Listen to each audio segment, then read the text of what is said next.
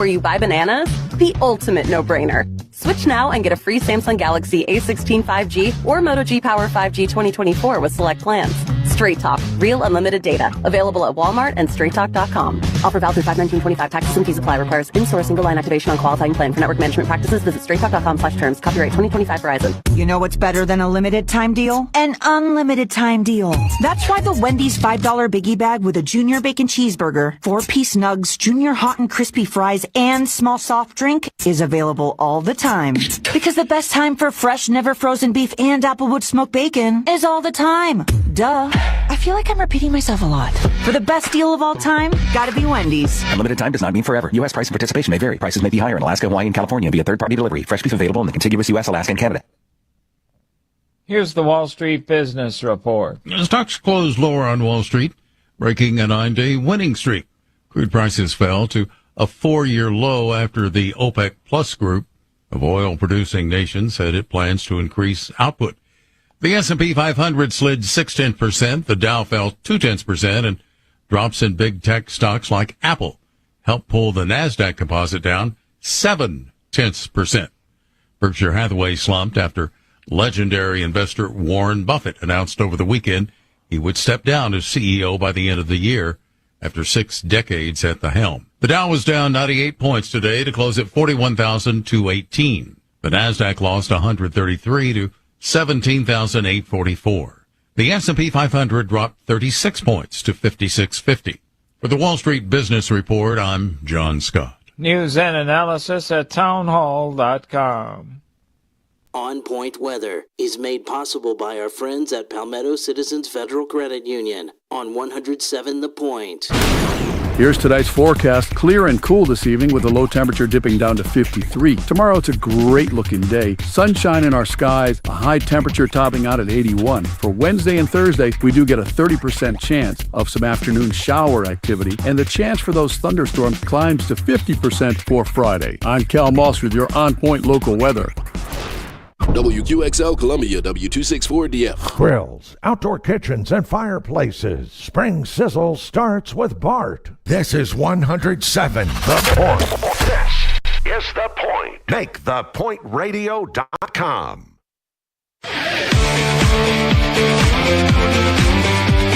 This is Sports Talk with Phil Kornblut and Chris Bergen.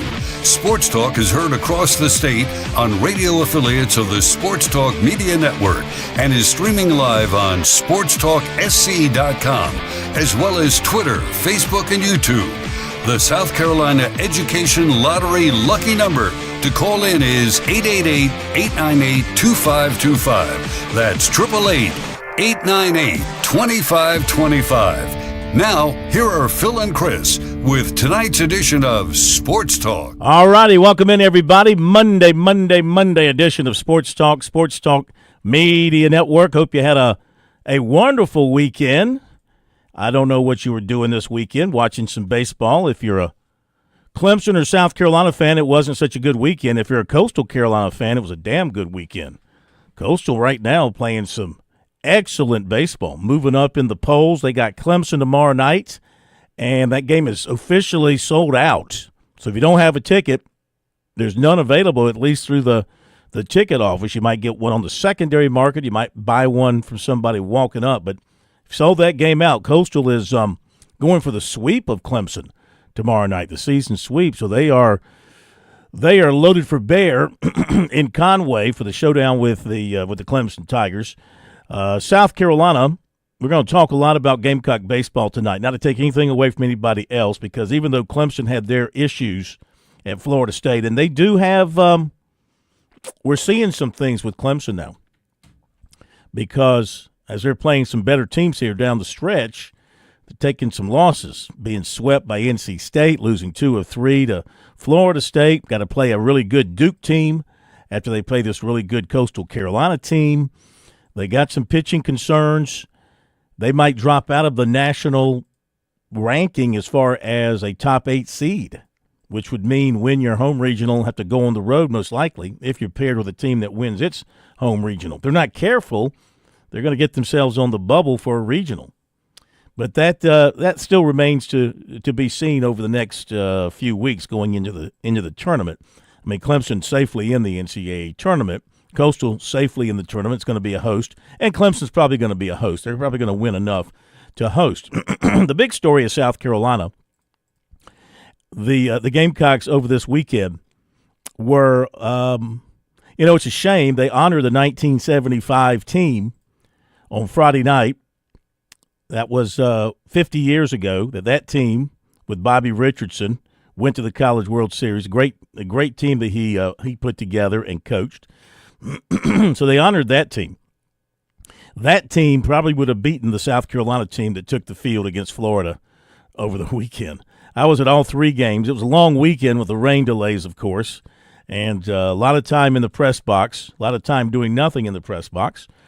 But when the games were being played, South Carolina the performance was truly an embarrassment to the program. There's no other way to put it. It was an embarrassment to the program. I mean, how do you do the things that they did against Florida? And, Florida's a good team, and they got some really they actually probably have a chance to be a really good team. How they got off to such a bad start, I think they had some injuries. They're down some personnel. They're playing without one of their top hitters right now. They were still able to handle South Carolina with ease through the 3-game series. But South Carolina was a shell of itself as far as what used to be a nationally elite program. Maybe, they're so far removed from their last trip to Omaha. That's been 13 years ago. That maybe they have fallen off the radar as a nationally elite team. Yes, they have had some chances to get back to Omaha, but they have not broken through. But, I mean, just little league mistakes. I mean, balls going through the legs of infielders, outfielders dropping fly balls. The pitching was absolutely atrocious. I went back and looked at some of the numbers from the weekend. If I could add them all up here, I put them on Twitter last night. But it's like the Gamecocks. First of all, offensively, they left 32 runners on base for 3 games. 32 runners on base. They had base runners. They had hits. They had walks. But they're hitting with runners in scoring position, with runners on third base, is just awful. That was one thing. And then you take a look at some of the pitching numbers. Some of the pitching numbers were atrocious. From the series, USC used 13 pitchers. Ashton Crowther, who pitched 4 innings in Game 3, was the only one of their 13 pitchers not to issue a walk. The Gamecocks gave up 21 walks in the series. 21 walks. You leave 32 on base. You make the errors that you make on routine plays. And the result is not only being swept, but the 22-3 game was just insanely painful to watch from a South Carolina standpoint. And the fans have checked out. I mean, they probably checked out a little while ago. They really checked out this weekend. The combination of a bad team and bad weather really gave Florida the home field advantage from a fan standpoint. The Gator fans who were there, of course, if you're the visiting fans, you're going to be at the ballpark. You're there to watch baseball. You don't care if it's raining or what. You're going to be at the ballpark. And they were there, and they were loud, and they had a lot to cheer for. The Gamecock fans, justifiably, this is not to blame the fans. I mean, fans turn out when you're good. Fans don't turn out when you're bad. And so the fans aren't turning out. I would imagine for the second game on Sunday, Gamecock fans, there might have been, because they get spread out in that big ballpark, there might have been maybe 2,000 in the house for them. That might be a bit of an overstatement. So the fans have checked out. They've given up, and you can't really blame them because the season will be over once they get to Hoover here in a couple of weeks. Let's see, what other notes did I come out of here with? With the 3 wins for Florida, they've overtaken the Gamecocks in the head-to-head all-time series now, 57-56. The Gamecocks, after the Florida weekend, the ERA for their pitching in SEC games is 8.42. This is just SEC games, which are the ones that really matter, except for, I guess, the Clemson 3 and when you play North Carolina. Gamecock pitchers have allowed 54 home runs, walked 127, hit 35, thrown 23 wild pitches, and SEC teams are batting .300 against them. So they have not performed well, obviously. Statistics don't lie. As Palmineri said yesterday, the players are who they are, and the team is who it is at this point. The record doesn't lie, and the stats don't lie. South Carolina now 62 in the RPI. Clemson is 7, so that's still strong. Coastal Carolina's 12. Upstate's 96. College of Charleston now 109. They've been on a bit of a heater. Charleston Southern's 118. The Citadel's really improved. They're up to 112. Wofford's 121. Winthrop's 183, and Presbyterian is 231. So South Carolina baseball is at a crossroads for the program, because you have an older Hall of Fame national championship winning coach who's in his late 60s, who knows how to coach good baseball. It's obvious by his records. You can't look at his record. And by the way, I mean, I say at a crossroads, and I'm going to get to that in a moment, but I don't think there's any reason to have a conversation about Palmineri's future at South Carolina, immediate future at South Carolina. And I think to ask him so, as he was asked on he does a local radio show in Columbia on the Gamecock station, and to even ask him about his future at South Carolina, I think is just asinine. And they're not going to fire him. Now, they'd have to eat too much money. Do you know how much money they'd have to pay him? Like over $5 million. Not to mention the assistant coaches. Monty Lee makes over $1 million with his contract. So it's be very expensive and a foolish move as well. Now, what I was going to say, crossroads wise, you have a new AD in charge who didn't hire him. And that's the kind of sticky situation there. You have a new AD who did not hire him, but you're about to have to spend $20.5 million on players and other things. You got other expenses, coming up as well. So that's not going to happen, and it probably shouldn't happen. Let's don't forget this. This team has been beset by injuries, and injuries, that's no excuse, but it can be a reason. Okay, you don't use injuries for an excuse, but injuries can be reasons for things to happen. Like they played the weekend games without their first baseman, who has hurt his hamstring, so they're down their first baseman. Their regular second baseman has been out. Their starting catcher from the beginning of the year, he's been out. Of course, they're playing without Petrie. He's been out. They're without two potential starting pitchers who would have been in the rotation to start the season. They're not good enough, of course, to sustain those kind of injuries and expect to have a great season. Have they been competitive at times? Yeah. Competitive at times, sure. But that's no excuse for the type of performance that you saw on the field Saturday, over the weekend, especially the two games on Sunday. Just the errors and the inability to hit with runners in scoring position consistently. They have no power. What did Florida hit? How many home runs? I think it was 8 home runs in the series. Heyman hit. I call him Heyman. Heyman hit. I think 3 himself. So I think they hit 8 homers in the series. So they hit home runs. The Gamecocks do not. Florida has arms that throw 95, 96. Their closer, Clemente, 2 different occasions. I'm going to get my nights right here. Let's see. Friday night he came in. Gamecocks had bases loaded, nobody out, struck out 3, all swinging. Sunday he came in, Gamecocks had bases loaded. I think they had 1 out, bases loaded. He struck out the next 2. Or maybe it was nobody out, he struck out 2 and got a pop-up. No, in other words, they couldn't score against him. And he's throwing mid to upper 90s too. So this is This is what happens when all these things come together. When it's going bad in baseball, it's going bad. As you well know, I'm not telling you anything you don't know. You got to hit them where they ain't. Who said that? Who said that, Plumber? You don't know who said you got to hit them where there ain't? I got to educate you one day. That would be a yogiism. Oh, was that a Casey? Maybe that was a Casey Stengel. Was that Casey Stengel or Yogi Berra? Somebody in the audience will know. You got to hit them where they ain't. Well, the Gamecocks hit them where they are.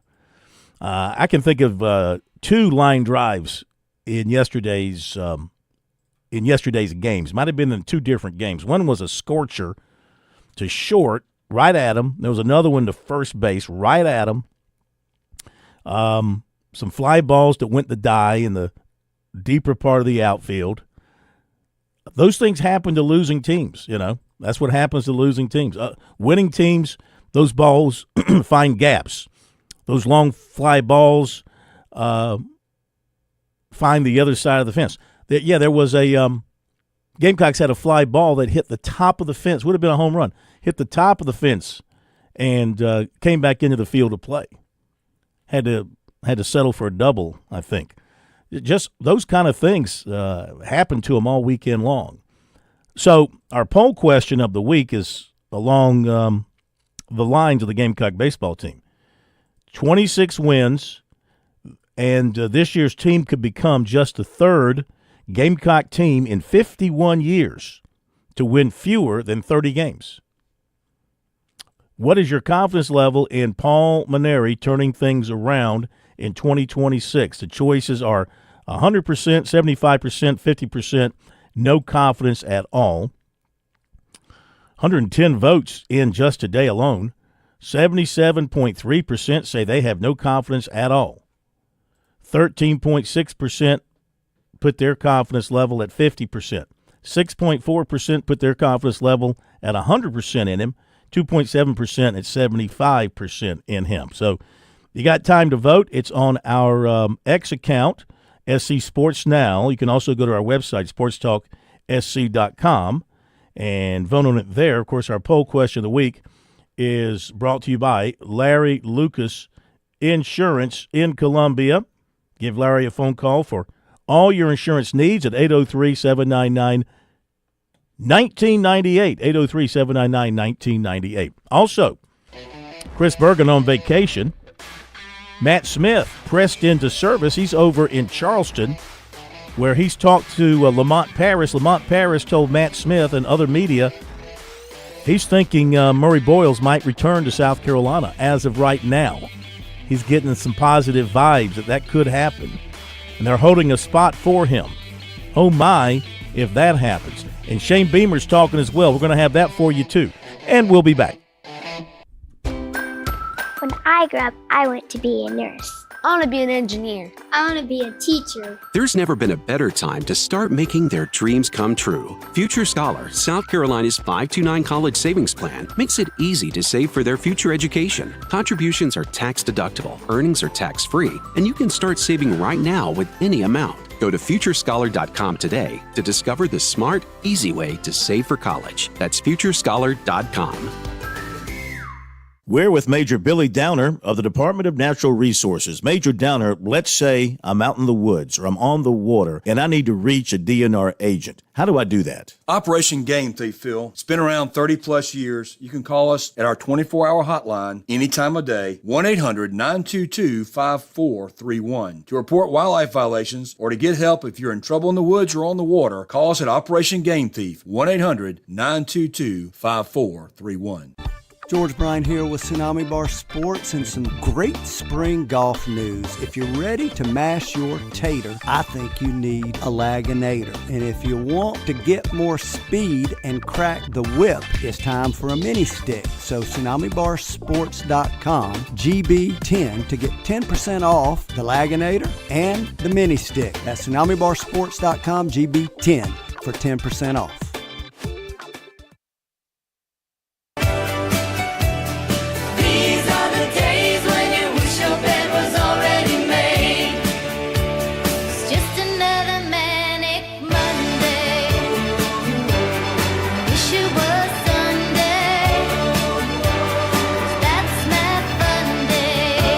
I've had my say on South Carolina baseball. You can have yours, 888-898-2525, South Carolina Education Lottery lucky number, to your phone calls in just a second.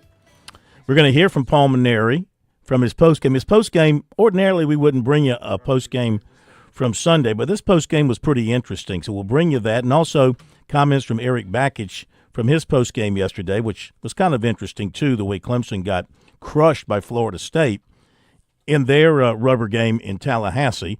We're going to hear from Shane Beamer. We're going to hear from Lamont Paris. Tonight, we want you to think about, if you would take a moment and just think about Jim Toman, a good friend of Sports Talk, contributor to Sports Talk, former USC baseball coach, head coach at Liberty, head coach at Middle Tennessee. He's in the hospital. He informed me yesterday he's in the hospital and got a little health thing going on. And so please take some time to think about Coach Toman. So obviously he will not be with us. We'll miss him tremendously.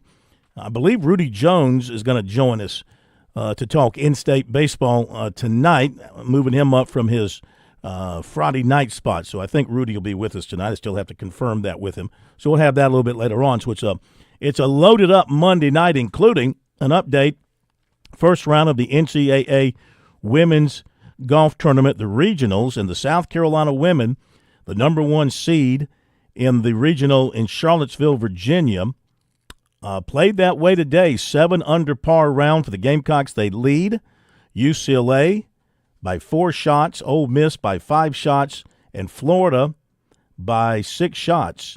The College of Charleston is in 10th after a round of plus 18, so they're 25 shots back of South Carolina. Individually, the Gamecocks' Louise Ridquist is tied for the lead at 4 under par with Paula Francisco of Florida.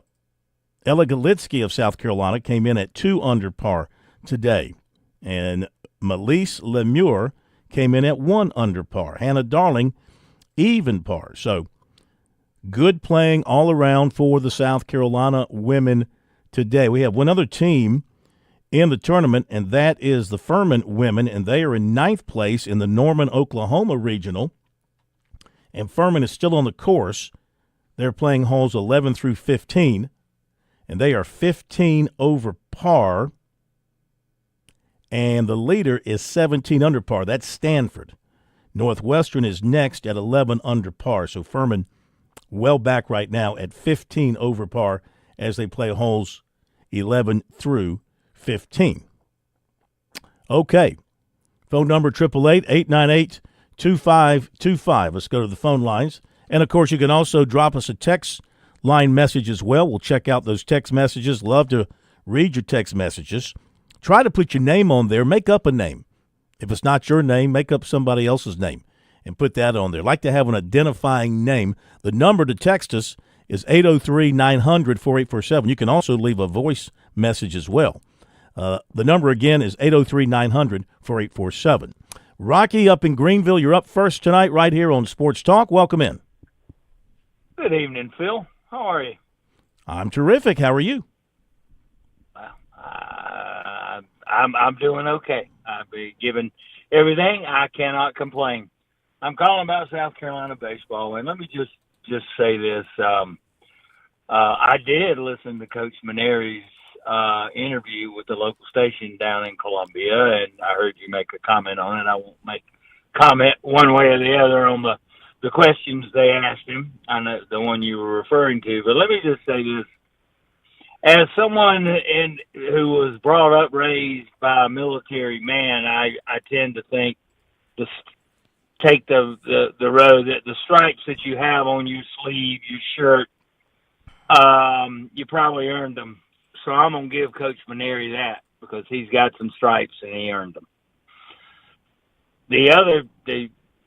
What I would really like to know, and the person is Monty Lee. Monty Lee coached these boys last year. He recruited a lot of these returning players, and I hear about regression. Why are they not play even as well as they did last year. I think a lot of people think a 13-17 SEC record like they did last year, but nonetheless, well, what's the reason? I would love to hear because Monty Lee's coaching them, and he was retained. What the heck's going on? And, as far as pitching staff, you can't throw strikes. Just, I don't know what to tell you. I have no clue who their pitching coach is, so I can't render an opinion one way or the other on that either. But the stats do not lie, Phil, and they do not lie, and you can look at every single thing from ERA in conference to runners in scoring position, batting average to number of walks hit by pitch, and everything that comes in to play and winning a baseball game, and they're at the bottom of the rung in all of them.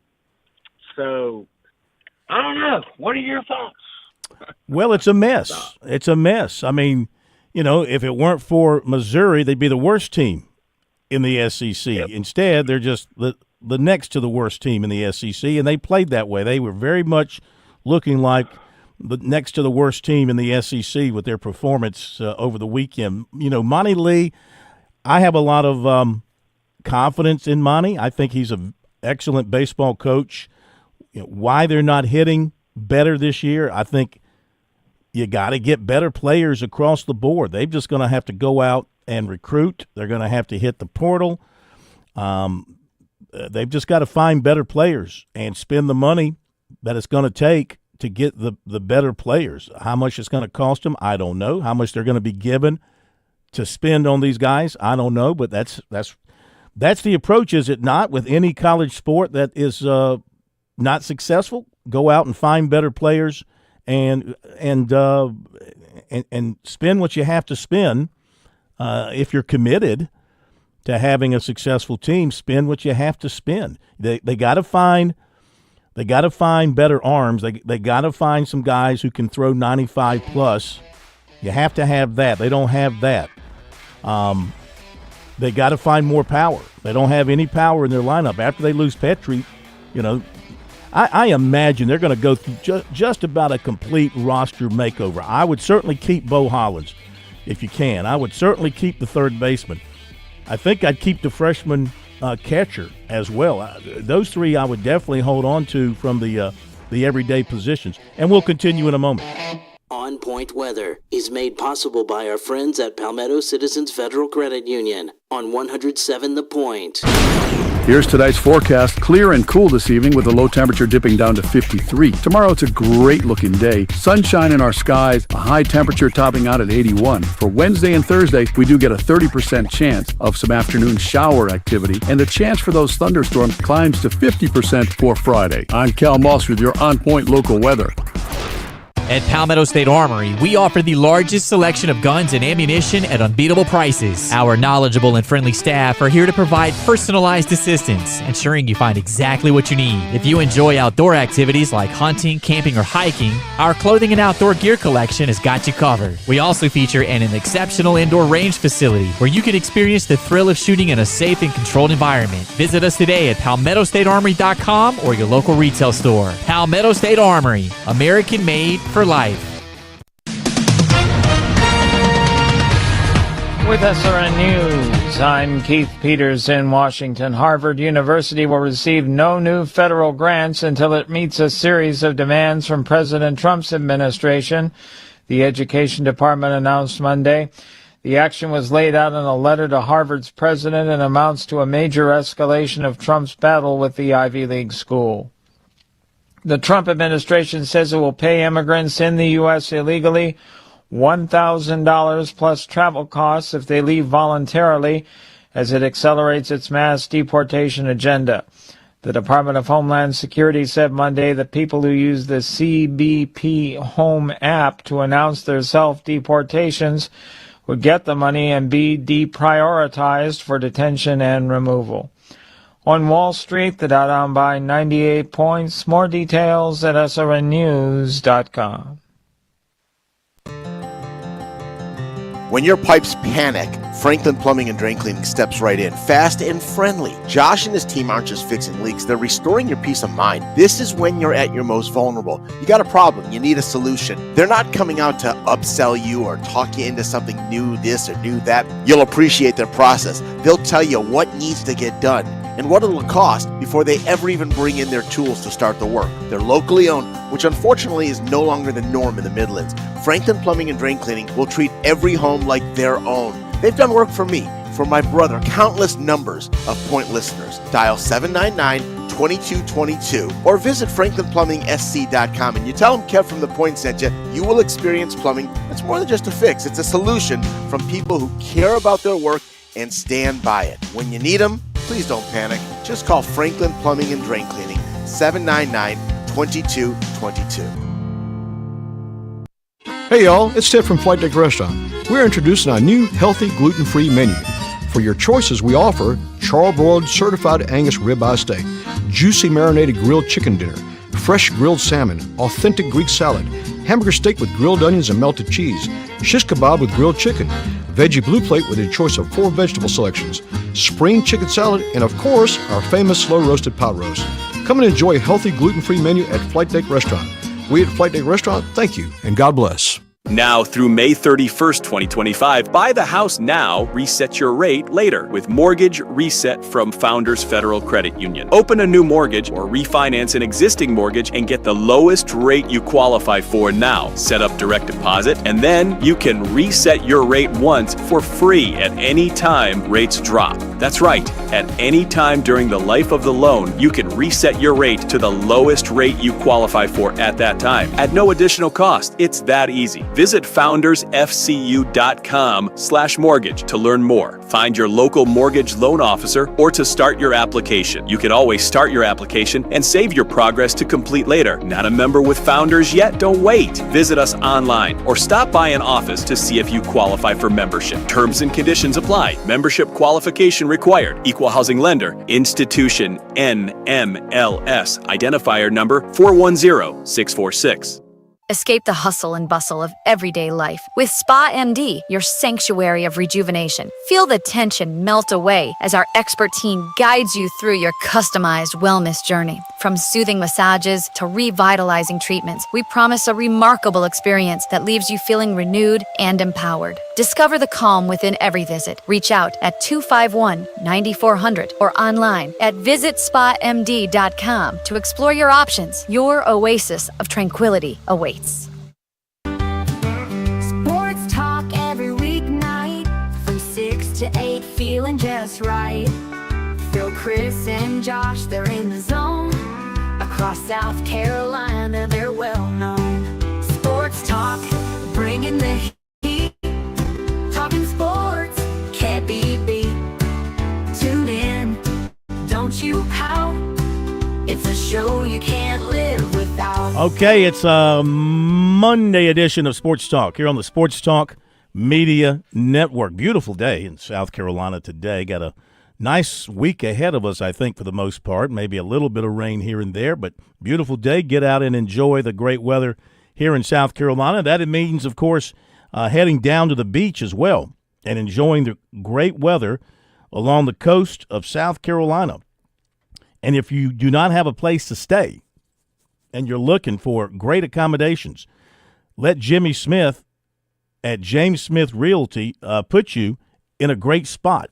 He won't put you on the spot, but he'll put you in a great spot. 843-237-4246 is Jimmy's phone number. Just call him up and say, hey, Jimbo, we heard about you on Sports Talk. Need accommodations for a week, 2 weeks, a month, a lifetime. He'll help you buy some property if you're looking to purchase. Paulie'sVacationRentals.com. Pawleys Island is the place. Jimmy's the man. Of course, they can do more than just Pawleys Island. They can go up and down the beach with you. 843-237-4246 for your perfect beach getaway. Our phone number, 888-898-2525 if you'd like to join us. Update a few more notes, get a few more phone calls. Then we're going to hear from Shane Beamer. Shane Beamer just finished up with Matt Smith and company. Shane Beamer, Lamont Paris. We'll hear from those baseball coaches as well So you've come to the right spot tonight here on Sports Talk for the best coverage of sports in South Carolina. Clemson is going to throw Nathan Dvorsky tomorrow night against Luke Jones from Coastal Carolina.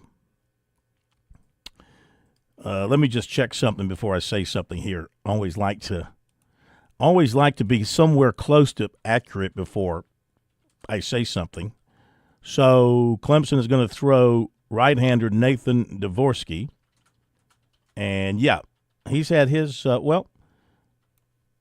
no, I'm confusing him with somebody else. But still, his record is good. He's 4-0. His ERA is high, 6.61. Jones, a freshman, is 2-2 with a 3.5. Coastal's pitching has just been outstanding this season. This is a game, this is a game that should have implications on the postseason, perhaps.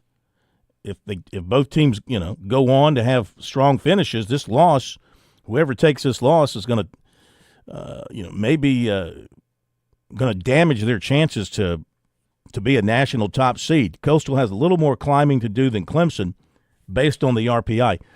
The rankings this week, I've only had a chance to pick up 2 of them, and they are Clemson is down to 12 in Baseball America, and Coastal is up to 8, and Clemson is 9th in D1, and Coastal Carolina is 14th in D1 baseball. All right, 888-898-2525. It's Andy time in Colatown. Andy, welcome to Sports Talk tonight. How are you? Hey, Phil. I'm doing pretty good, waiting for our Celtics. Pumped up, jacked up, fired up. Let's do it. Let's bring it. Let's do it. Going here in another 30 minutes or so I'm looking forward to that. Bring it on. Bring on your best. Come on, let me see what you got. I get to watch my Mets, so everything working good. Where are the Mets tonight? A couple of things. The Mets are in Arizona playing the Diamondbacks. Oh, man, you got a great sports night ahead. Yes. So that's what I mean. It's perfect timing. Once the basketball game's over, I roll right into the baseball game. So good timing for that. Yeah. One women's basketball thing I want to bring up. I don't know if you saw it this weekend, the 3-on-3, but the South Carolina women advanced to the semifinals, and they played. Oh, I forgot what the name of the team was, but it was the team that was led by Malaysia Fulwiley. And they got beat 21-10 by Fulwiley's team, and she looked pretty good against them. She was named the MVP of the tournament. Yeah, I was going to say she looked pretty good. What I saw on Watch Fox, they showed a little clip of it, and she looked pretty good. I got a feeling that the loss of that young lady is going to hurt this team tremendously. I agree with you. I thought it was a tactical mistake to let her walk. I think that. You're a coach and you're only as good as your players, and you let a great talent leave for whatever reason. I know as a coach you have to hold the line on some things, and maybe there were some things that Dawn Staley couldn't deal with from the standpoint of Fulwiley or maybe her family or whatever. Various things that maybe they wanted, she couldn't give them, or I don't know. But it seems to me like you find a way for Fulwiley to be happy and be a major player for your team, because she's that kind of a – I know she makes some mistakes and she gets out of control at times, but I'm sure Caitlin Clark did the same thing kind of early in her career, kind of forced some things, had turnovers, missed some shots, whatever the case may be, and look what she grew into. So I think Fulwiley's probably going to blossom. It's going to be a spur in the Gamecocks' side, no pun intended. She goes down to LSU and really blossoms and becomes an all-SEC player down there. That's going to come back to haunt the Gamecocks. Yep, I think it's really going to be something that we're going to miss in the next 2 years. If we can get Colin Murray-Boyles back, that's going to be amazing for Coach Paris. Mm-hmm. Now, regarding the baseball team, you know where I sit with the coach and what I thought should have been done last year, but it wasn't, so we're going to have to stick with what we got. But with you saying that they should keep these 3 young men that you're talking about keeping, Well, we might not have the choice of keeping them. After going through what they've gone through this year, they might not want to stay in this program. Well, exactly, yeah. But I think you got to I mean, I think those three have a future. Bo Holland's been hitting around 300. Now, Braylon doesn't hit, and I think he's pretty good behind the plate. Maybe not great, but he's young, and he must have some potential. And then Scobie, I don't think you can let Scobie walk. I mean, he's a good-looking athlete. He's hitting 242. He can hit with some power, hit a home run over the weekend. I think you gotta keep those guys, you know.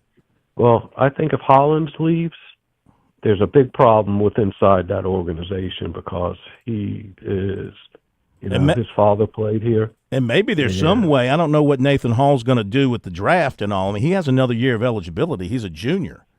I mean, he's having a great year. That's a guy that's been overlooked. He's come in. He's hitting 345 or so, and he is when he's healthy, he's one guy who can run.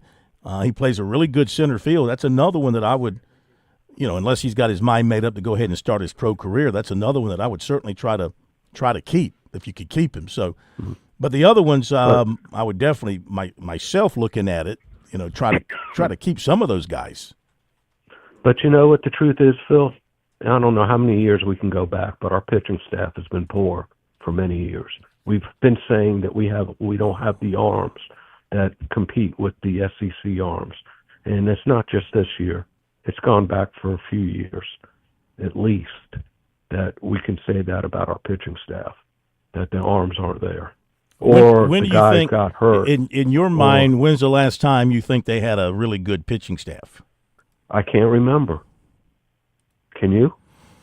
Well, I can, pull it up in the record book and tell you when the last time. Yeah, that's what I'm saying, but can you just remember off the top of your head?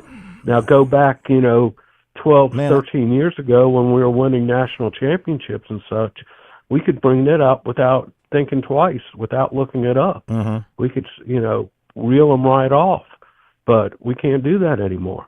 I mean, remember at one time, if we go back 15 years ago, if not a little bit less, we were, I think, had the second most wins in NCAA baseball over a decade or more period. I mean, this program's just imploded.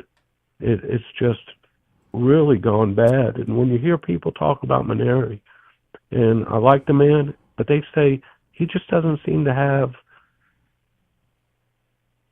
like, the fire. It doesn't seem like I don't know if it's motivation or if no spirit or something. He just talks too monotonally. I will agree with you that he doesn't come across to us that way. He doesn't come across to the media as somebody with a lot of get up and go and fire. Maybe he's just he does come across to me grandfatherly, like a very nice man. Grandfatherly, a very nice man. Pats, kind of guy that pats the players on the back a lot, gives them a lot of positive support, not a lot of criticism.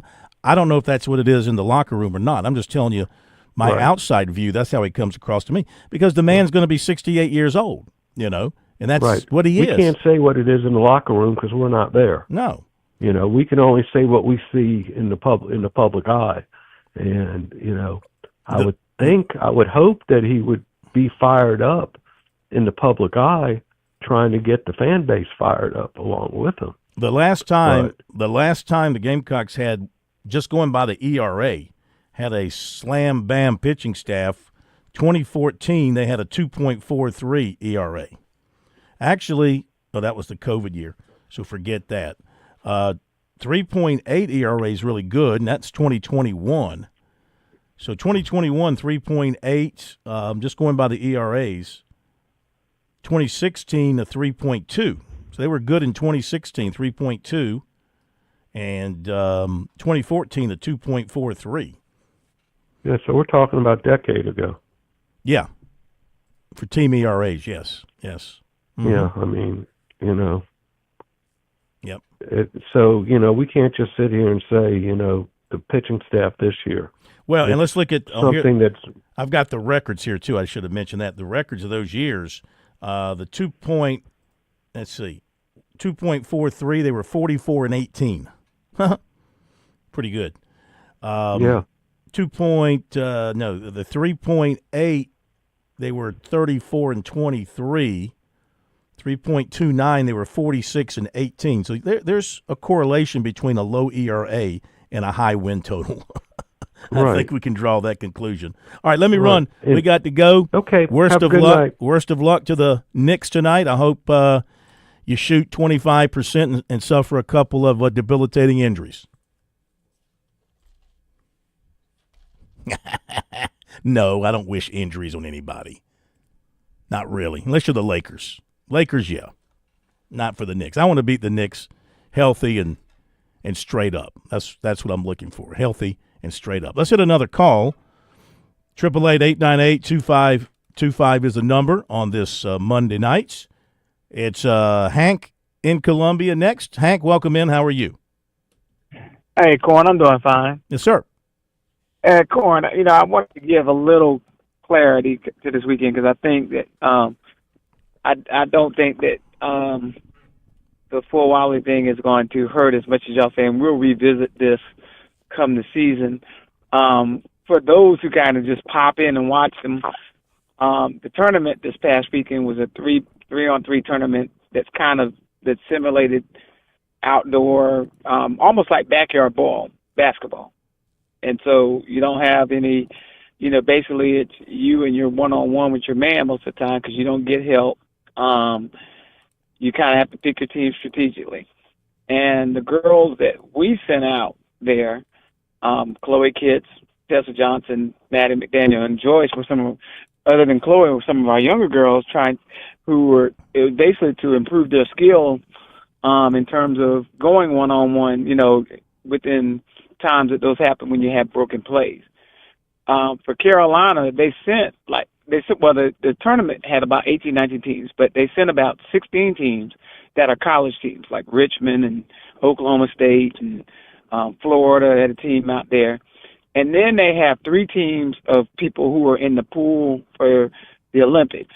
So, for example, Wally did well, and she got the MVP because in the final game she hit the final shot. They were in overtime. She hit the final shot, and that's how they gave her the MVP. But for Carolina, the girls that went out there, Carolina was the last college team standing. The 3 teams that were in the final three, and Carolina actually came in third because of point differential on their wins. The other 3 teams included ex-WNBA players. Wally played on a team with 2 WNBA players who were in and out of the league, one of them who played in the Olympics last year, and then another girl. So she cooked because Wally is a great player, but it was kind of basically her against the McDaniel girl who's a freshman in the points that she scored. So not saying it's anything bad. She got the MVP, but the last 3 teams were basically 1 or 2 college players who had already been they're trying to pull into the pool for 3x3 for the Olympics. And then all of the other girls were ex-WNBA players or girls who are playing over in Europe who've been out of school for 2 or 3 years. So for Carolina to be the last college team standing to make it to the semifinal was a major chore. And it wasn't our top line defenders. So just to keep people from getting the huge overreaction, that's just a little context. Mm-hmm. That's a little context of it. Mm-hmm. Yeah, I have to admit I didn't watch any of it because to me it's trash sport. It's backyard basketball, yeah, which favors what she does. It's just a television non-event that they want to make into an event, and I cared not for it. But I mean, yeah, come on, don't be running down Full Wiley because she's no longer yours. No, I didn't run her down. Well, remember, I said she's not going to be missed. You just said she's not going to be missed. I didn't say she was going to miss. Did he not say that, Plummer? Play the tape. We'll go back and play the tape. You said she's not going to be missed as much as people think. I said as much as you two said. I said. Well, that's all that matters is what I say. Andy and you. I said there's Andy and you, and what I was saying is. She was playing with a girl that played in WNBA. It was over in Europe. She played with another girl that was on the bronze medal team from the Paris Olympics. So if you're putting 2 ex-WNBA players on the team with her, and another girl that's been playing over in Europe for 2 years, eventually they were going to beat the college team. The Carolina was the last college team standing. All the other 3 teams were all-star teams who were actually in their 3x3 pools. So it's a tribute to Phil Wiley that she's good enough that they're looking at her and one other girl for the 3-on-3 pool later in terms of the Olympics. But the type of she was basically playing one-on-one street ball against Maddie McDaniel in that game because Chloe Kitts was playing a girl that was almost 30 years old that won the bronze medal last year in Paris. And Joyce Edwards and Tessa Johnson were playing girls who have been playing pro ball for 3-4 years. Okay, I get that. I just want to give a context. The only thing I cared about was that Full Wiley was named the tournament MVP for whatever reason, hit the last shot, took the most shots, scored whatever. I just thought that was interesting. We got to run, got to get to a break. Thank you. I just kind of thought that was interesting that here shortly after she leaves South Carolina and transfers to LSU, first event she plays in, she wins the MVP. She wins the MVP. So, think about that. It's her. It's third-year player, too. She's going to be a third-year player in the system. You got to miss her in some ways. I got to believe that. Okay, we'll hit the break and we'll be back. I'm State Treasurer Curtis Loftus. Whether it's becoming a teacher, dentist, or engineer, every child deserves the chance to chase their dreams. Investing in a child's education with Future Scholar, South Carolina's 529 College Savings Plan, can help turn those big dreams into next steps. So don't wait. You can start with any amount. Contributions are tax deductible and earnings grow tax-free. Discover the smart, easy way to save for college at futurescholar.com. Traveling can be the worst, especially when you can't find your favorite show. Well, don't worry. We've got the perfect way to keep up with everything happening in the Palmetto State when you're away from home. Just pull up the Chief Sports app on your mobile device, and you can listen live to Sports Talk. All right, welcome in, everybody. Sports Talk Media Network. So the next time you can't find us on one of our great radio affiliates, just log on to the Chief Sports app, the best way to stay connected with the Sports Talk Media Network.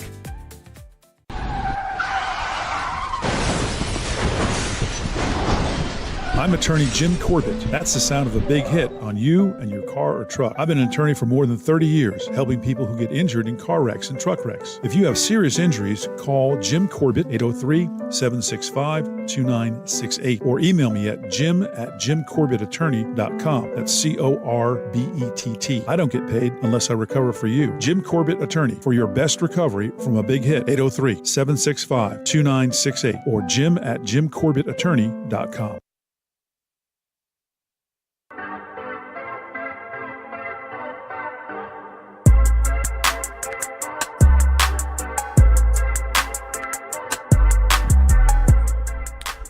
All right, let's continue with our phone calls, 888-898-2525. After the top of the hour break, we'll hear from Shane Beamer, Lamont Paris, and more. Been a great show so far. Unfortunately, we interrupt what has been a great show by bringing you a phone call from the bad boy by the bay, the ninja of the night, the pontiff of the port city, the queen of the cowboy crybabies, and, ladies and gentlemen, being disclosed for the first time anywhere in the media, the sculptor of the brand new Dawn Staley statue. That's right, he went to sculpting school when he was in high school, took a sculpting class. He has feet of clay.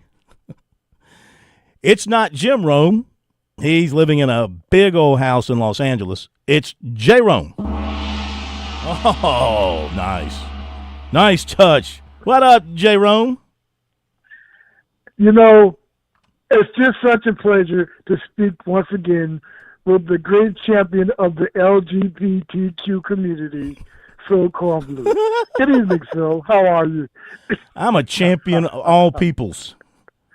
All peoples. I know you are. That's right. I know you. I just heard you getting all excited talking about Malaysia for a while with the scoop and the scoring. Oh, yeah. Whatever happened well, that's to what she does. Phil Kornblum? She's a great player. Well, And she will be missed. And she will be missed. She'll be missed. Yeah. She will be missed greatly because she's going to go to LSU, and they're going to let her play, and she's going to light it up. And she's going to dress like the LSU coach too, right? All you know what? and irrelevant. flashy. Get to something. When are you going to get to something relevant in your phone call? That's all irrelevant. Yeah. Give me some relevancy. I just want to know. You want to talk about beating the Knicks? You've beaten them over 300 times in your history, and you lost them like 190 times.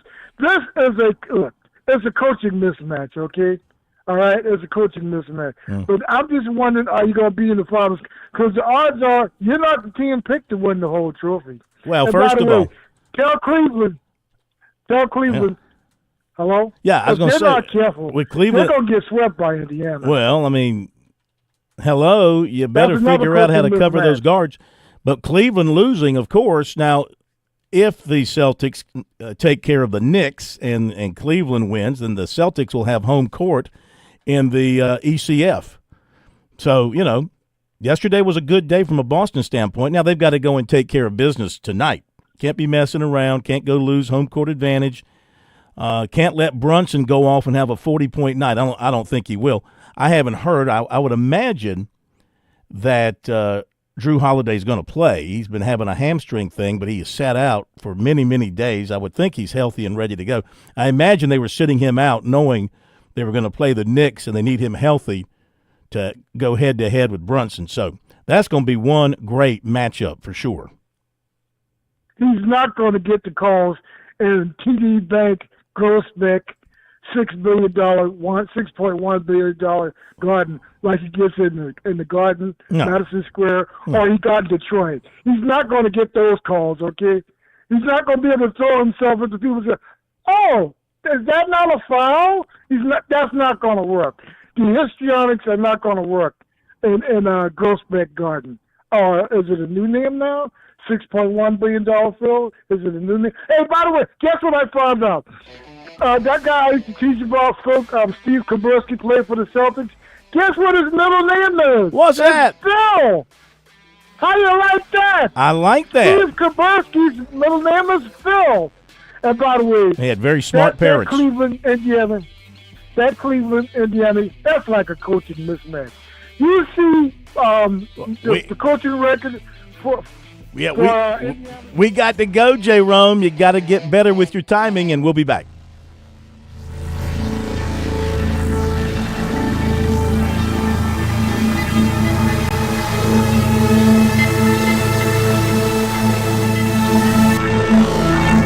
WQXL Columbia, W264DF. Grills, outdoor kitchens, and fireplaces. Spring Sizzle starts with Bart. This is 107 The Point. News this hour from townhall.com. I'm Keith Peters in Washington. A group of states are going to court to fight a Trump order that has hobbled wind energy projects. State attorneys general from 17 states and D.C. say the president does not have the authority to unilaterally shut down the process and put projects in jeopardy. Massachusetts has 3 offshore wind projects in various stages. The administration shut down a Norwegian-owned project in New Jersey that was 7 years in the making and 30% complete. New York Attorney General Letitia James, who's leading the group, says the directive is delaying the transition away from fossil fuels that harm our health and our planet. In a statement to the Associated Press, White House spokesperson Taylor Rogers says the Democratic officials are using lawfare to stop the president's popular energy agenda. Monday's lawsuit asks a federal judge in Massachusetts to stop federal agencies from implementing Trump's order. I'm Jennifer King. President Trump is now eyeing the movie industry for possible new tariffs. Films made outside the United States are the latest target in Donald Trump's tariff war. He said he has authorized the Department of Commerce and the Office of the U.S. Trade Representative to slap a 100% tariff on any and all movies coming into the U.S. that are produced overseas. It's common for both large and small films to include production in the U.S. and other countries. White House correspondent Greg Clugston. President Trump said Mexican President Claudia Sheinbaum rejected his proposal to send U.S. troops to Mexico to help thwart the illegal drug trade. If Mexico wanted help with the cartels, we would be honored to go in and do it. I told her that. I would be honored to go in and do it. The cartels are trying to destroy our country. They're evil. Trump criticized Sheinbaum for dismissing the idea. On Wall Street, the Dow down by 98 points, the Nasdaq dropping 133, the S&P lower by 36. More at townhall.com. You heard the news. Newsmax just went public on the New York Stock Exchange and listed on the big board. Millions of Americans like you are joining our news revolution. Reuters Institute says Newsmax is one of the top 12 news brands in America. Even President Trump says it's terrific. 40 million Americans go to Newsmax, and its audience grew 50% since the same time last year. Millions really are making the switch to Newsmax. If you want to be a Newsmax share owner, call your advisor or get more info at newsmaxinvest.com. Stand with Newsmax today for a strong America. This communication is for informational purposes only and shall not be intended to or shall not constitute any offer to buy or sell securities, nor shall there be any sale of securities in any jurisdiction in which such offer, solicitation, or sale would be unlawful. Some Los Angeles area residents are starting to rebuild nearly 4 months after wildfires reduced thousands of homes to rubble and ash. Construction workers are clearing lots of debris and preparing for new projects in the cities of Pacific Palisades and Altadena. The blazes in early January destroyed nearly 17,000 homes, businesses, and other properties. Hundreds of homeowners have sought city or county approval for new home designs. Homeowners have also sought other permits to eventually repair or rebuild damaged homes. That's correspondent Andrew Stewart reporting. However, few homeowners have received the green light to break ground. Officials say a small boat believed to be carrying illegal migrants capsized off San Diego's Pacific coast, leaving 3 people dead, 4 injured, and 9 others missing. News and analysis at townhall.com. I'm Keith Peters in Washington. On Point Weather is made possible by our friends at Palmetto Citizens Federal Credit Union on 107 The Point. Here's tonight's forecast. Clear and cool this evening with the low temperature dipping down to 53. Tomorrow it's a great looking day. Sunshine in our skies, a high temperature topping out at 81. For Wednesday and Thursday, we do get a 30% chance of some afternoon shower activity, and the chance for those thunderstorms climbs to 50% for Friday. I'm Cal Moss with your On Point local weather. WQXL Columbia, W264DF. Grills, outdoor kitchens, and fireplaces. Spring Sizzle starts with Bart. This is 107 The Point. This is The Point. Make thepointradio.com.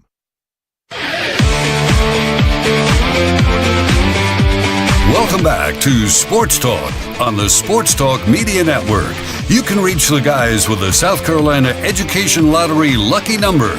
888-898-2525. That's 888-898-2525. Now back to Phil and Chris with the second hour of Sports Talk on the Sports Talk Media Network. All right, going to get right down to business here. Hour number 2, Sports Talk Media Network. The Welcome Home Tour for South Carolina, Shane Beamer, and Lamont Paris and players. You know, one thing they're doing, which is kind of cool, as they go to these different spots around the state, they're taking players with them who are from that area of the state. So that's kind of neat. They get a chance to talk to some media from their home areas. Maybe their families come in and all that. So they're down in the Somerville area tonight. Charleston, Somerville. I guess this is the Charleston, Somerville area stop. Matt Smith went over to join in. From a media standpoint, we'll hear from Lamont Paris coming up, but here is what Shane Beamer had to say to the media on hand tonight down in Somerville. Well, Shane, this is not your first time at these events. Kind of what do you like coming out of these events kind of so much throughout the summer? Yeah, it's just great to be here and fellowship with so many Gamecocks, especially down here in this area. I love this area in South Carolina, and great to be able to talk Gamecock athletics, have other coaches here with me, and just hear from the fans about how excited they are about Gamecock athletics, how excited they are about Gamecock football. It helps when you do them coming off of a good season and a season where you beat your rival. That always helps when you come to these things as well. Obviously, Colin Bryant from Mount Pleasant area. We saw a couple weeks ago he got put on scholarship. Kind of, what does he mean to your program, and kind of how cool kind of are those videos when you get to tell somebody that they're on scholarship? Yeah, those are special. It's what it's all about. You know, you see a lot of things in college athletics now, and you hear what's wrong about college athletics. Stories like Colin and stories like other walk-ons. That's what's right about college athletics. And Colin has come in, worked really, really hard, has earned everything that he's gotten, and so appreciative for the opportunity he has at Carolina, and is a really good player for us. He obviously did some really good things for us last year during the season, and had earned that scholarship, and excited to see what he does for us in 2025 also. I know we just saw you were at Kentucky Derby, you were at the Masters this time of year, you're bopping around to these. Do you say no to much? How do you handle all this? I've gotten better about saying no. I'm probably not as good. Those are things you don't say no to, though. I love doing these and going out, so we're doing 3 of these this week, counting tonight, and then 1 next week. So I enjoy that aspect of it, and certainly being able to go Kentucky Derby, Masters, things like that as well. May's it's never a slow month, but May's a month where I'm able to say yes to a little bit more, just because it's, you know, your assistant coaches are out on the road recruiting, head coaches can't go out in the month of May. The players, they don't have to be here in May because summer school hasn't started yet. So we've got about a third of our team that'll stay in Columbia for the month of May. But there's nothing structured. It's all kind of on your own. So it's a chance for me to do things like this and go places like the Kentucky Derby, but also get ahead and do a lot of planning when it comes to the upcoming season and what preseason camp's going to look like. The pressing questions, we did have some people asking, sorry, did you see Xavier Legette at the Derby? People were mad if you didn't. We were texting or messaging each other back and forth, and we never did. There's 160,000 people at that thing, so it was kind of hard. I knew where he was. He knew where I was, so we did communicate back and forth about where we were. But it was one of those things, you know what, if I try and go where he is, I may never get back. And if he tries to come where I am, I'll never get back. But saw a lot of people while I was up there that weekend. It's kind of a who's who of seeing people up there. But the guy that I wanted to see was Zay, and we weren't able to connect. Dang, did you see his content? I did see his content. No, his content's phenomenal. Shane, expectations are kind of a funny thing here. Yeah. You like them high, you like them low. I mean, where do you want them? And certainly going into this season, they're super high. Yeah, how do you handle that? No, you certainly you want high expectations. Our players and the people in our program, I believe, embrace those high expectations and understand that with those expectations, you have to prepare the right way, that it doesn't just happen, because there's plenty of teams, and we've talked about it a lot as a team. There's plenty of teams every year that have high expectations and fall well short of those expectations, and it's usually coming out of the gate as well. So understanding that there's a lot of expectations, and rightfully so, at our place. You want that as a coach, where there are high expectations within the media, with the fan base, but making sure too that that's all talk. Right. That last year at this time, nobody thought we would win 9 games and be in the mix for a playoff spot at the end of the season. This year, we need to make sure we do a great job of not sitting here listening to everybody tell us how good we're supposed to be, and understanding the work that goes into it. But certainly it beats the alternative of everybody picking you to, be dead last or anything Right. like that. I like the expectations of being up there higher. You don't embrace it or run away from it then? No, definitely don't run away from it. I would say embrace it, and that, hey, people, we should be good. I mean, we got a talented quarterback coming back. We've got a really good pass rusher coming back. We're really young, especially on defense, and at wide receiver, but we've got talented players, and the players that come into our program, they come into this program expecting to win at a high level. So certainly we embrace that, but you also better embrace the amount of work that it goes into being good. It's not just talking about it and then it happens. Preseason expectations are based on, were you pretty good last season, and does your quarterback come back? I mean, that's pretty much what it is every year with people. And nobody thought we were going to be any good last year because our quarterback left, and we weren't, from a record standpoint, what we needed to be in 2023. This year, we've got a lot of guys coming back. We were good last year. Our quarterback returned, so rightfully so, you're going to be picked pretty high. But it's not, I wish it was that simple, but it's not that simple. You guys have obviously added 2 or 3 players since you had one of these events previously. Yeah. What do you think those guys will add to the team, and do you foresee any other guys coming in before the season? Possibly. When we went into it, you looked at it and you said, okay, we've got some depth concerns on the offensive line, and we've got some depth concerns on the defensive line, meaning tackle and defensive end, whether it be injury or transfers. And we knew that we needed to address those, particularly from a depth standpoint. So I feel like we have. They add competition to those rooms on the defensive line and on the offensive line. We've added older guys with some experience because we're still young at a lot of spots, those two specifically. And then in regards to any more before the season, nothing imminent. You know, we had some guys that were in on visits that haven't made decisions quite yet that, you know, there still may be, but, you know, right now I feel really good about where we are. And if we add, you know, one or two guys before the season, great. But if not, you know, that's okay too. Coach, you talked about Woodland High School grad Cam Pringle entering the portal right now. And you said that, you know, you wish everybody could play, or could play more. Do you have any more thoughts on that?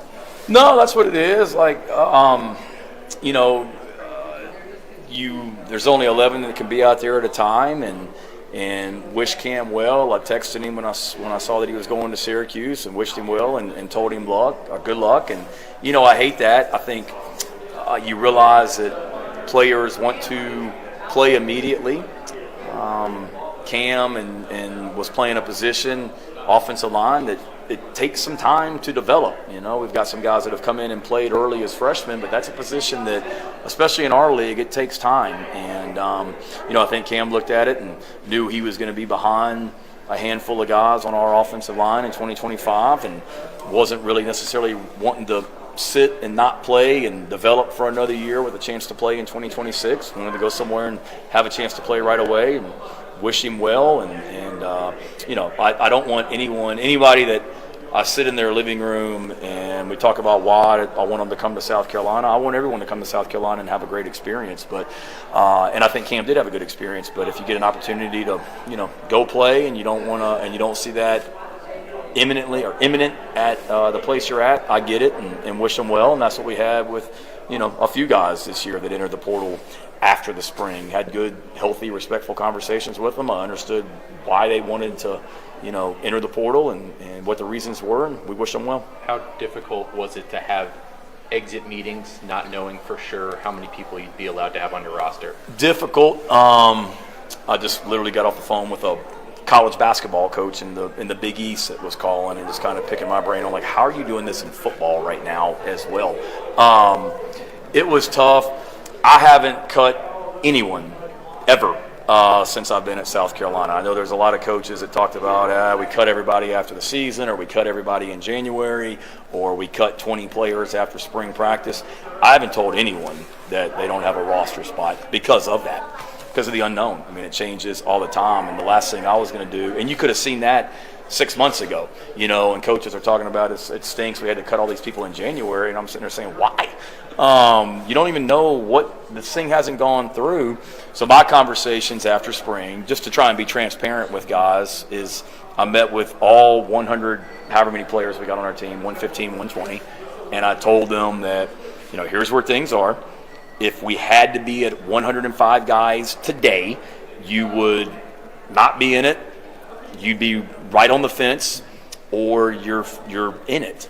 And I told everyone that as well, just trying to be transparent. And here's why you're where you are right now. I understand if you come back, you're taking a risk, but we don't have to be at 105 until literally the morning of the Virginia Tech game. We just have to submit our roster. So I told them that you guys know competition is everything in our program, and you have the entire summer to train. You can go through preseason practice, and worst case scenario, we get to the first game and you're not in the 105. That's the worst case scenario. And we had some guys that decided to, you know, enter the portal to kind of see, and then we had some guys that said, great, you know, thanks for letting me know. But it was tough to answer your question because there is a lot of unknown, but you don't know what this thing is going to look like. And then I didn't want to cut anybody and have to call them up 2 weeks later and say, hey, my bad, you still want to come back, you know. So we've stayed away from that, but it is a challenge just because you're trying to play in practice right now, and the way we practice, you say, well, there's no big difference in 105 players and 120 players. Yeah, there is, in regard, particularly in preseason, when we try and do a lot of stuff. Y'all have seen us practice where we try and do a lot of stuff on 2 different fields, where we've got 11 on 11 going on one field and we've got 11 on 11 going on the second field.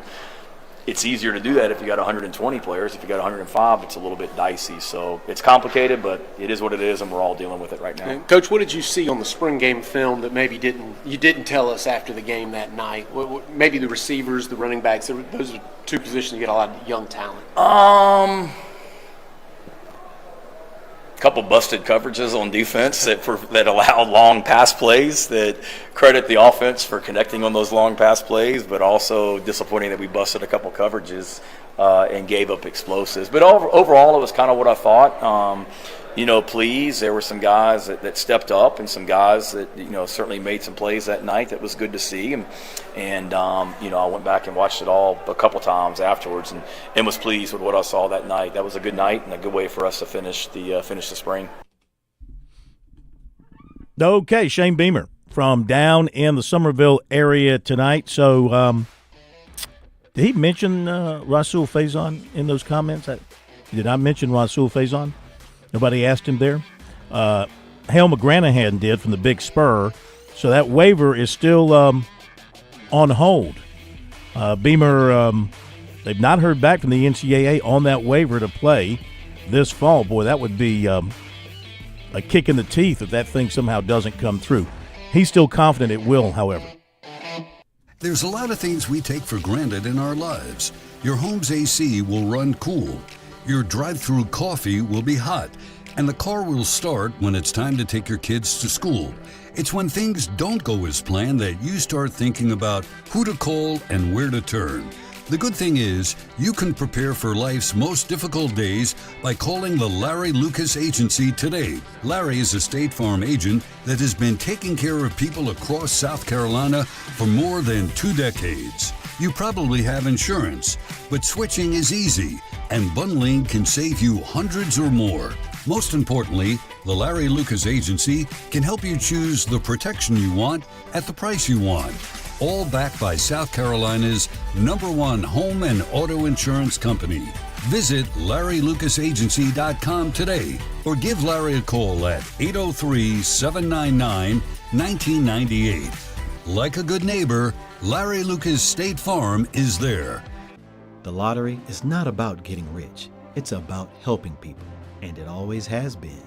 The lottery is what helped raise the Great Wall of China, build the roads of Rome, and today in South Carolina, it's what generates millions of dollars each year for scholarships like the SC Hope, Life, and Palmetto Fellows. The South Carolina Education Lottery is investing in you.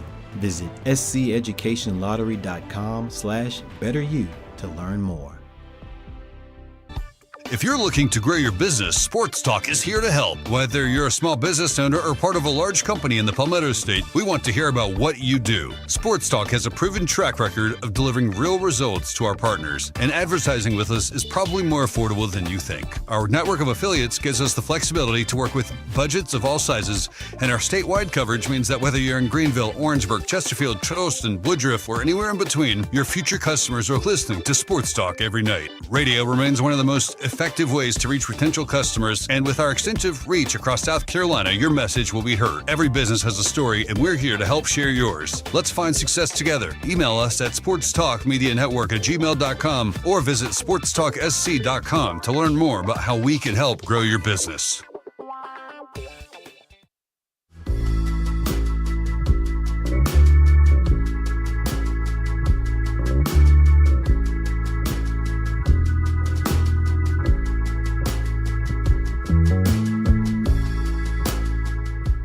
Okay, before Lamont Paris, this note from John Rothstein. UConn will play Florida and BYU will face Clemson in the 2025 Jimmy V Classic at Madison Square Garden. That's according to multiple sources. High-level opportunity there for the Tigers. Now to Lamont Paris. He, too, down in Somerville. And we pick it up about midway through his give and take with the media. He's asked a question here related to the roster, the return of Cam Scott. Let's pick it up there. bringing Cam Scott back, he enters the portal and then he's come back to you guys. How did that kind of all? It's 2025, yeah, right? Yeah, it is. Yeah. Cam's is a great young man. And he's got a really bright future. He does. Everyone grows at a different rate. I've tried to tell all the guys that we have on our team, particularly the young guys.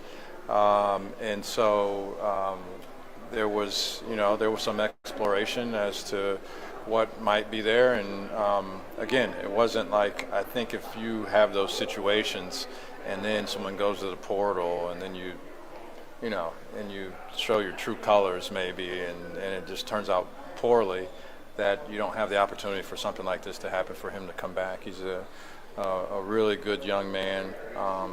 He's a local guy, and I'm looking forward to really trying to help him grow his game to where he can contribute in a way that really helps us win basketball games. With Colin, do you have a regular line of communication with him, or do you just kind of let him do his thing? We communicate with him. I mean, I'm probably due to call him. That was probably on my to-do list today or tomorrow. But I also kind of let him do his thing. I don't want to be perceived as trying to influence him in his decision. I had a talk with him and with his family, but I had a talk with him at the end of the season, and I just try to assure him that as long as he does what he really wants to do, what Colin Murray Boyles really wants to do, it can't turn out poorly. He can't make a bad decision. So I'm here to just support him and not try to answer your question. I don't want to be perceived by him or anyone as trying to discourage him from going to the NBA or encourage him to come back. It's just, that's not my role.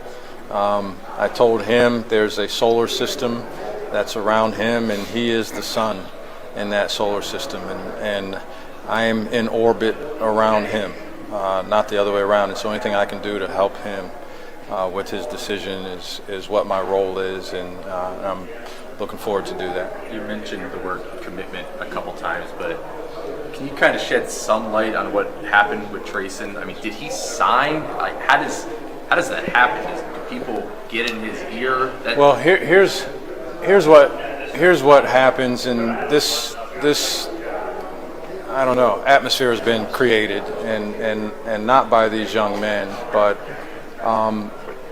you make a decision on where you want to go, and that decision used to be solely based on factors that involved your relationship with the coaching staff, your basketball opportunity, a host of other factors that didn't involve something that could be outbid, so to speak. But now money is also a factor, and I don't begrudge that from any of these guys. But money is a factor, and one thing someone can do if you decide to go to a school and you say, hey, I feel like I connect with these coaches better than this other school, and so I make my decision based on that. What the other school can't say is, hey, we're going to have a better relationship now. If you make your decision based on basketball opportunity, and you make a calculated decision because this school A, has a better basketball decision for me. School B can't come back in 3 weeks and say, I got a better basketball situation for you, all of a sudden. There are most factors you cannot do that with. One factor you can do that with is money. You can have more money and bolster your offer in that way. And I think that's happening, unfortunately, in the environment that's been created. And so it's making some kids reevaluate decisions that they made under all the right circumstances. They leaned on the people that they trust. They were of sound mind when they made these. They visited. They contemplated other offers. They had conversations with other people. They did all the things that you would do to say, I've mitigated as much risk as I possibly can, and those are the circumstances under which you make a decision. And then in a short amount of time, there's only one thing that changes in that equation, and sometimes it's money. And so then minds get changed because of that. So I don't love that that's what it is. It's not my role to change that. Not in the short term anyway.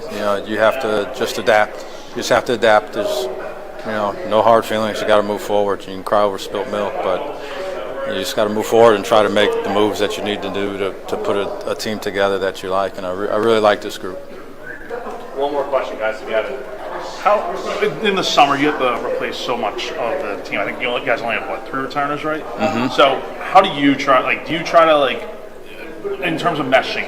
Do you try to get involved in that, or is that something you try to just have happen organically amongst the players? I think if you have an older group, it can happen a little more organically. But when you're talking about the volume of new faces, I do think you have to be intentional to some degree with trying to set up some situations or circumstances in which they're going to have conversations or do things that are different than just basketball things. And so we'll, over the summer, we'll do some things to try to expedite that gelling and meshing. But having some familiar faces back, and we're in a unique situation in that you get a Michi Johnson back who's new again, but he's been here and he's familiar with us. We were blessed with the decision from the NCAA and with the doctors to get Miles Studi back for another year. If you want to, there's no better example of a decision that was the right decision. And I thought that going into it, but then when I had a conversation with him and I heard his voice when I told him that he was going to get the year back, it was like, wow, what a right decision that they made by this. This guy's incredibly appreciative. So it's another guy. So just another face that is familiar with what we're doing that can help expedite that process. Okay, there you go. Lamont Paris from down in Somerville tonight. So you've heard from Shane Beamer and you've heard from Lamont Paris talking about things related to their respective programs at this point in the off season. It's just strange to hear a coach, and I love it because he's just being very open in this era and he can do it. It's just very strange to hear a coach talking about, a team's not going to change its basketball in recruiting, its philosophies. It's not going to change the relationship, but the money is what will change, and the money can make a difference on whether or not you get a guy or not today. And that's just being brutally honest. Yeah, you still have to build the relationships. I get that. With the high school guys, the portal guys, you don't have a lot of time to build a relationship because they're quick. I mean, they put their name in, you contact them, they come and visit, they look at the deal, they make a decision. So you don't really build a relationship that much with the portal guys if you haven't previously recruited them, The Creased kid who's coming to South Carolina was previously recruited by South Carolina, actually visited. So there was a little something there. Back in a moment. On Point Weather is made possible by our friends at Palmetto Citizens Federal Credit Union on 107 The Point. Here's tonight's forecast. Clear and cool this evening with the low temperature dipping down to 53. Tomorrow it's a great looking day. Sunshine in our skies, a high temperature topping out at 81. For Wednesday and Thursday, we do get a 30% chance of some afternoon shower activity, and the chance for those thunderstorms climbs to 50% for Friday. I'm Cal Moss with your On Point local weather. If you step onto H&J Cattle's farm, you'll find third-generation farmers upholding the legacy. They embrace sustainability and take immense pride in their craft, raising cattle purely on nature's offerings, without growth hormones, antibiotics, or animal byproducts. The result? Unmatched quality beef that's not just good, it's the best in South Carolina. Experience the distinct flavor of our finest registered Hereford and Wagyu beef. Visit us online at hdjcattle.com or on Instagram and Facebook at H&J Cattle. AI. With SRN News, I'm Keith Peters in Washington. Defense Secretary Pete Hegseth is directing the active duty military to shed 20% of its 4-star general officers. The deep cuts are part of what the Trump administration says is an effort to promote efficiency, but the critics worry could result in a more politicized force. Hegseth also is telling the National Guard to shed 20% of its top positions. OpenAI is reversing course and said Monday its nonprofit will continue to control the business that makes ChatGPT and other artificial intelligence products. OpenAI CEO Sam Altman and the chair of OpenAI's nonprofit board, Brett Taylor, said the board made the decision for the nonprofit to retain control of OpenAI. More details at srnnews.com. I bet you've heard us say this, you can't pick your power company. So how can you control your power bill? By partnering with Ken and his local team at Broker Solar. Ken, our power is not getting any cheaper. So every year there's typically a rate increase that happens, and the utilities claim that they want to keep up with their operating costs. Now, Broker Solar allows you to take control of that cost, own your power, create it, store it, and then use it when you need it. There's special solar financing that would take advantage of the tax credits. You can have several options on how long you'd like to pay off your solar system and how quick the return could be. No two homes are the same, so you work with homeowners, business owners to fit their needs based on how many solar panels they need and even where they want the panels to go. Most folks prefer it on the roof, but some don't. We frequently get asked about solar on the ground or even on a separate solar structure like a carport or a lean-to that comes off the house. Call Broker Solar. Call them now, 803-807-7417 or online, brokersolar.com. Dave Ramsey here. Do you want your money to work for you rather than you working for your money? Go see my friends at Palmetto Citizens Federal Credit Union.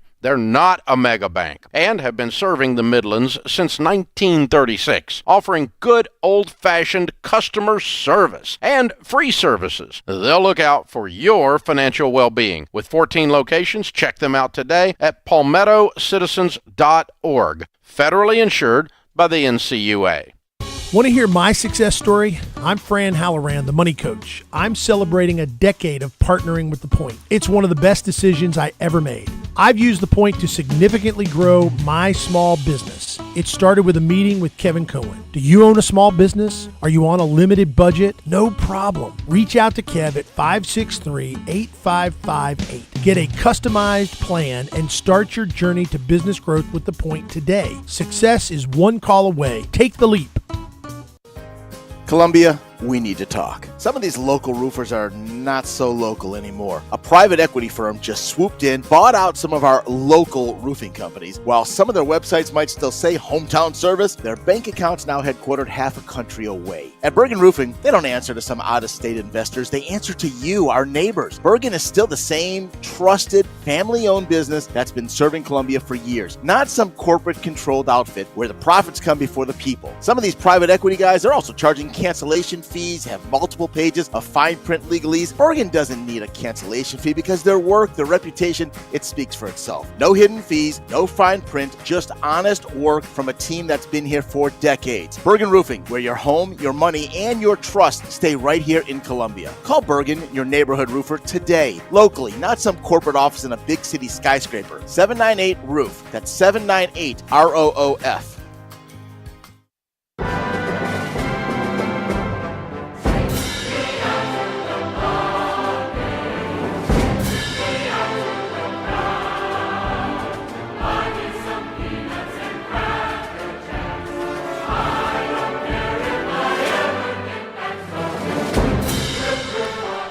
Rudy, we make the call to the bullpen, as we mentioned earlier. Coach Jim Toman dealing with some health issues right now, and so we'll miss him. But we turn to our good friend Rudy Jones, and from the bullpen, he's called up from a Friday night segment to a Monday night. We touch them all with Rudy Jones on relatively short notice. Rudy, how are you? I am good, Phil. Of course, I cannot toss a tantrum after an ejection or coach third base as well as Coach Tolman. But I'm doing great, Phil. Hope you are. You have your strength. Yes, sir. Yes, sir. Busy weekend for you, keeping up with all the baseball around the state. Besides the Gamecocks, Tigers, and Coastal, what'd you see around South Carolina with some of these tournaments? Division II, JUCO. Who did well? Well, Lander did well. They won They had basically two pods in the Peach Belt Conference tournament, and they won 3 straight games to advance to the championship series, which is coming up this weekend. And the way they set it up is the championship series will be hosted by the team that's the higher seed. And Lander was the number 2 seed. North Georgia was the number 1 seed. And North Georgia played Columbus State today for the right to play Lander. And North Georgia had a 9-3 lead going to the 9th inning, and Columbus State scored 12 runs. Oh my! And they wound up winning it 15-11, I believe, was the final score. So the Peach Belt Conference tournament, the championship series, 3-game series, will be played in Greenwood this weekend. So that was interesting. The Region 10 tournament got underway, of course, on Friday. Got pushed back by rain, just like everybody else, and it's gone kind of according to the seeds. Florence Darlington Tech is in the championship game on Tuesday. Right now, USC Union is playing Gaston College for the right to play FD Tech. And so that's going on there. Earlier today, Union beat Sumter. North Greenville and Francis Marion were both eliminated pretty early in the Conference Carolinas tournament. And that tournament went to today. They got pushed back a little because of rain. And Belmont Abbey beat the top seed, Young Harris, twice. Or actually, second seed, I'm sorry. Young Harris twice. Young Harris was co-champ. So Belmont Abbey will get the automatic berth. And they were on down to the standings this year. They're always a good program. And then in the South Atlantic Conference, folks who have been following baseball a little bit this year will know that this was the last season for Limestone because the school is closing. And they got to the championship round of their pod up in Salisbury, and they wound up losing to Catawba yesterday. 8-3 was the score. They'd had a game against Coker earlier in the day. They were down 3-2, tied it up at 3-3, and then signed Barnett hit a grand slam to put them ahead. So that's what kept the school's baseball history alive for another couple of hours or so. Then, on Division I, pretty much what you would expect. The Citadel wound up winning the series over Greensboro. USC Upstate with the series win over Longwood. Wofford with the series win over Mercer. PC's struggling right now. They're the only team that's below 500. They got swept by High Point, but High Point's the best team in the Big South. But, other than that, it's gone pretty much according to chalk, as they say. Yep. The Citadel, we touched on them on Friday night. Let's hit them up again. And also Upstate. So the Citadel wins their series. They're now 9-6. Their RPI is improving. They're about 112 in the RPI. They're 25-20 overall, and they sit in third place right now in the SoCon. They're doing well. I saw somebody posted this earlier. It might have even been you reposting it. But like the Citadel's RPI is the highest it's been in quite a while. And so, I know the folks at the Citadel, they take pride in their baseball program. And, the fact they're having such a good season, a lot of uncertainty anytime there's a coaching change. You can just ask Carolina folks about that now. But, Russell Triplett has come in and done a good job. I think he's got them playing Citadel baseball, if you will. They hustle, play hard. Sometimes they may outplay their abilities, but they're doing well. And I also forgot to mention College of Charleston. They had a good series went up at William and Mary to kind of get back on track a little bit. Yeah, they're 10-11 in the CAA, 27-19. The problem that they face, of course, that's a one-bid league, and Northeastern is really good. They're 19-2, 37-9, and apparently they have a ton of pitching. Yeah, they shut out Upstate. They shut out Charleston twice in their three-game series, or it might have even shut them out all three. I think it's either that or like Charleston got one run. I don't have the stuff from me right now. But, yeah, they've got really, really good pitching. And I tell you, if you got three good pitchers, you can do a lot of stuff. I know there are a lot of teams that probably wouldn't want to face some pitchers who've got an ERA of or 3 or below right now, and especially in these days of college baseball. How about Upstate? Upstate with the coaching change, but they're 13-5 in the Big South, second place. You mentioned High Point. They're 26-22. Upstate is. High Point's really good, 33-14, but one bid league, of course. Upstate, Winthrop, give them any hope, Charleston Southern, of pulling some kind of a major surprise when it comes to tournament time? Well, Upstate has got a lot of offense. They've got a bunch of hitters. Johnny Sweeney, I think, has got 16 or 17 homers. He's driven in north of 75 runs. That's pretty strong.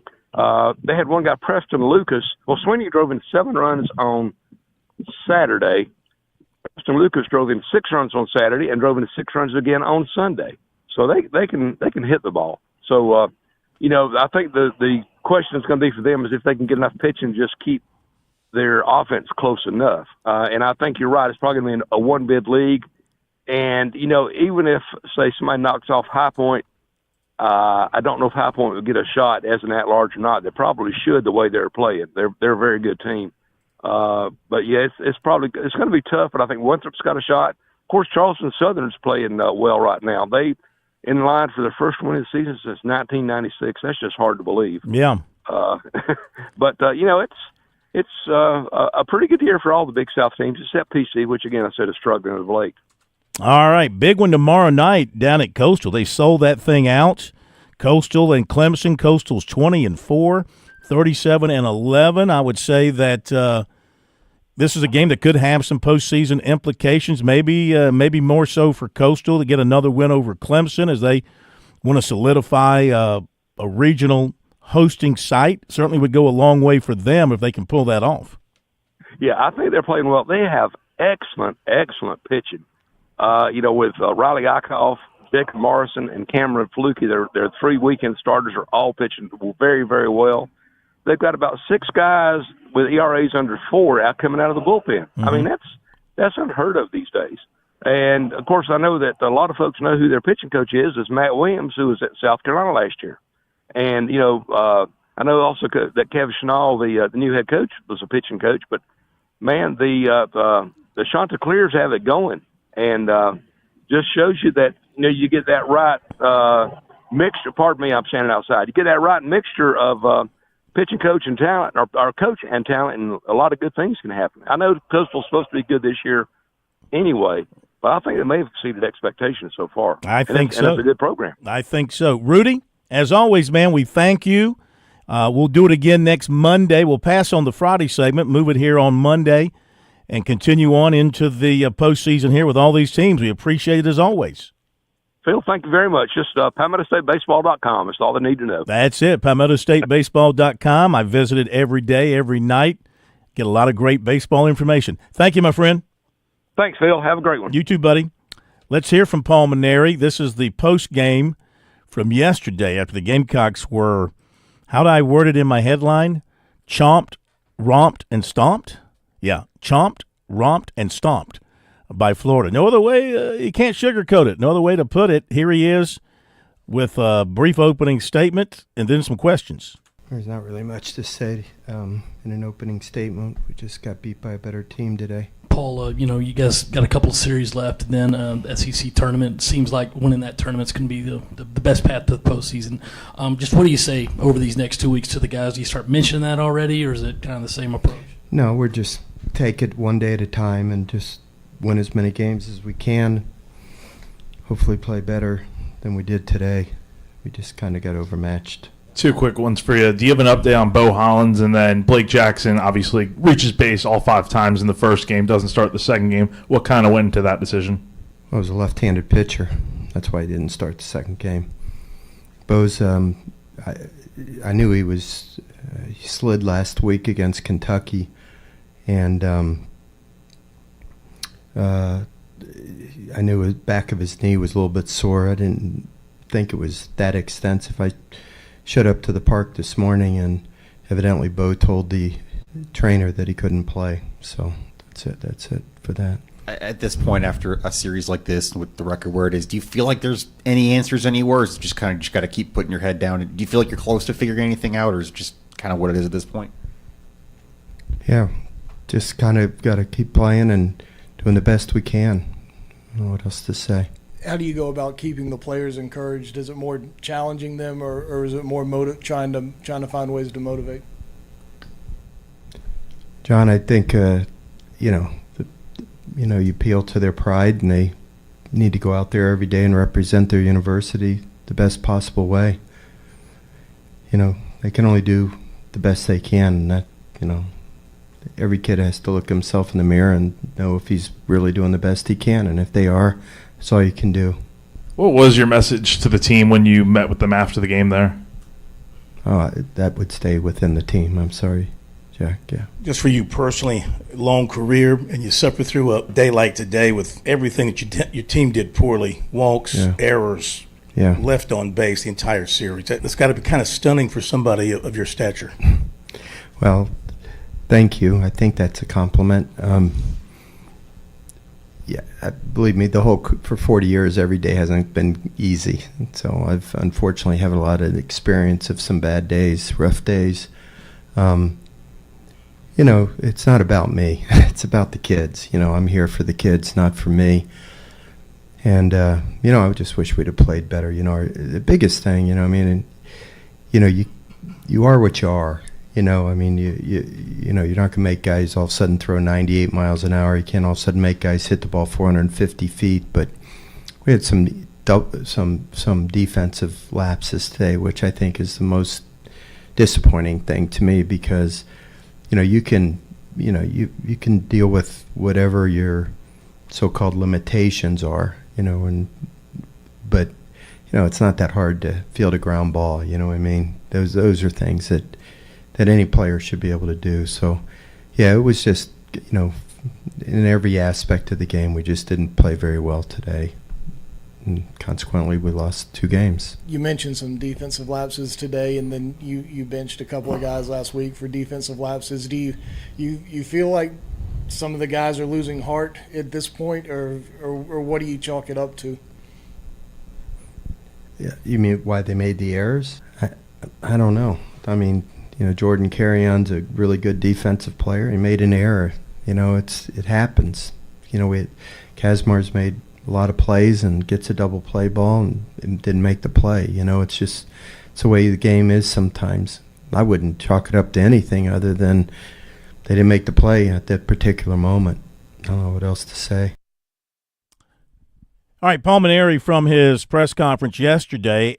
I have to apologize for something I said earlier about the question during his show on the Gamecock station in Columbia. I was critical of the question, and I didn't realize that, excuse me, the state paper had a story earlier today in which, who wrote this? I think Jordan K. wrote it. Did Jordan write it? No, Lou wrote it. Lou Bajak wrote it, and they had a quote in here from a source, a university source, as they put it in this story. The comment was, I'm trying to find it from the source. Earlier on Monday, a university source told the state the Gamecocks will not make any major decisions about their baseball program, notably about the future of the head coach, before the end of the season. Okay. Well, then that does open up true speculation when you hear that. It wasn't there's nothing to decide here, we're behind the coach, et cetera, et cetera. So whoever that source is telling the state that, I see that as a sign, maybe. That's a non-denial if I've ever seen a non-denial. So I apologize, because that's certainly a question that you would follow up on when you had a chance to interview the coach. And he's going to meet with the media tomorrow, a regularly scheduled weekly session with the media, because they're leaving early to go to Auburn for a series that begins on Thursday. So, yeah, my apologies. I'm the stupid one for being critical of the question being asked. Of course, as I always say, there's no such thing as a bad question. Then again, I do believe there are times when certain questions don't need to be asked. And I don't know that I would have asked a question like that just out of the blue. But now with this information that the state reported, to me, in my mind, that makes it worthy, Like that gives it the credibility to ask a question like that. So apologies on my end for that. Here is a little bit from Eric Bakich after the Tigers lost that game to Florida State, a run rule game. You hate to have that, 20-9. They lose that series at Florida State. He spoke afterwards for about a minute or so. Yeah, I mean, game one, or the first game, the resumption game, I thought we came out with the right mentality and, held them, and then added on a couple insurance runs. That was a big win in that resumption game. I thought it would give us the momentum we needed going into game two, or game three, I should say. But we just couldn't stop them today. It was really the bottom line. They just slugged, and we didn't help ourselves obviously with whatever it may be, too many free passes or not being able to field the safety and had the collision. But all the things that led to that 7-run inning, that was a big moment in the game. But then another big moment was us, scoring 9 runs to get right back into the game. And I just knew once we scored 9 and it was an 11-9 game, we were going to come back. And then just the inability to put zeros up to allow our offense to continue to separate is what plagued us. So, just didn't have the bullets today and didn't have the guys we needed to put zeros up. And it's a great team. Florida State can really hit, great offense, especially on the road. So, it sucks to lose the series. We had our shot in game 1 and with the guys that we wanted in the game, and it just didn't work out for us. But so we walk out of here losing the series, which sucks, but we'll regroup and we'll be fine. But this certainly was an opportunity missed this weekend for sure. All right, comments of Eric Bakich after the Tigers take it on the chin. They got Coastal on the road, then back home against a good Duke team that could have something to say about the ACC standings. By the way, I see where former USC guard Bree Hall was waived by the Indiana Fever, the WNBA team. So short-lived stay for her with the WNBA unless somebody picks her up. Bree Hall is out at Indiana. We'll be back. Are you in the market for an auto loan? Move now. Get an auto loan from Founders Federal Credit Union now through October 31st, and you'll be entered to win up to $25,000 toward your qualifying auto loan and a $5,000 deposit into your Loyalty Select account. Loyalty Select is our highest yield savings account. Leave it there to grow or transfer it out to spend. And the best part? We'll be choosing monthly winners. So the earlier you get your auto loan, the more chances you have to win. So don't wait. Visit foundersfcu.com/auto to learn more or begin your auto loan application today. Not a Founders member yet? Visit us online or stop by an office to learn more about Founders and see if you qualify for membership. We have the financial tools you'll need and the personalized service you deserve. Relax, you're with Founders. Terms and conditions apply. Membership qualification required. You've put in the work for your education. The extra early, extra late, extra work. That's because you understand education opens doors to better pay, better opportunities, and a better you. Being educated about playing the lottery is no different. It helps you be a better player, one who knows when to play and when to take a rain check. The lottery's a game, so let's keep it fun. Learn more at sceducationlottery.com/betteryou. The Sports Talk Recruiting Report is sponsored by Seawell's Catering. All right, got to get right to the recruiting. Brought to you by Seawell's. Hey, tomorrow, another week of the Daily Luncheon Buffet kicks off at Seawell's. Make sure you get there. Between 11 and 2, enjoy the best buffet in the buffet business. And for the very best in the catering business, all you got to do is call Seawell's. Let them handle all the heavy work that comes with your big event. 803-771-7385 online at SeawellsCateringSC.com. So, Clemson in the top 4 with big offensive tackle Dalton Toothman, 6'5", 300, Van Cleve, Mississippi. Clemson offensive line coach Matt Luke using his ties to Mississippi to go after some players. He is down to Clemson, Ole Miss, Mississippi State, and Auburn. Got a good relationship with Luke, he said. Visited Clemson back in March. He'll go to He'll go to Auburn May 16th. And then he'll go to Clemson May 30th for their big weekend. Then Ole Miss June 6th and Mississippi State the following weekend. More offers from South Carolina. 2027 defensive end Chaz Gray, 6'4", 235, Montvale, New Jersey. 28 corner Ryan Drakeford, 5'11", 175, Waldorf, Maryland. 28 receiver Bryson Wright, 6'3", 200 of Jacksonville. Kentucky transfer defensive tackle Darian Henry Young, 6'4", 290, Moving on to Coastal Carolina, former USC guard Morris Ugasuk, transferring to West Virginia. Former Clemson guard Alex Hemingway, transferring to Evansville from Vanderbilt. USC women offered 2027 small forward 6-foot Micah Ojo of Virginia Beach.